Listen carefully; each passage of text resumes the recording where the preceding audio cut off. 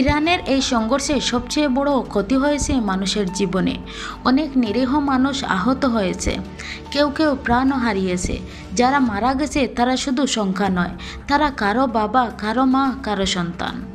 অর্থনৈতিক ক্ষতি অনেক বড় আকার নিয়েছে। দোকানপাট বন্ধ, ব্যবসা ধ্বংস, কাজ বন্ধ হয়ে গেছে। দিনমজুর মানুষ ঠিকমতো খাবার জোগাড় করতে পারছে না। দেশের বাজার ব্যবস্থাও ভেঙে পড়েছে। এদিকে শিক্ষারও ক্ষতি হয়েছে। স্কুল, কলেজ, বিশ্ববিদ্যালয় বন্ধ। শিক্ষার্থীদের ভবিষ্যৎ অনিশ্চিত হয়ে পড়েছে। পড়াশোনা থেমে গেছে, একটি প্রজন্ম পিছিয়ে গেছে। ইন্টারনেট যোগাযোগ বন্ধ হওয়ায় মানুষ আরও বিপদে পড়েছে। আত্মীয় স্বজনের খবর নেওয়া যাচ্ছে না, সত্য খবর চাপা পড়ে যাচ্ছে, গুঞ্জন বাড়ছে। এই পরিস্থিতিতে মানসিক ক্ষতি সবচেয়ে নীরব কিন্তু গভীর। মানুষ আতঙ্কে আছে, ভয়ে ঘুমাতে পারছে না।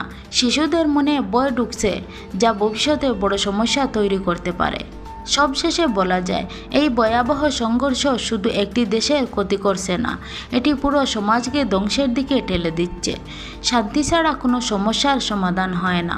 মানুষের জীবনে নিরাপত্তা সবচেয়ে বড় বিষয়।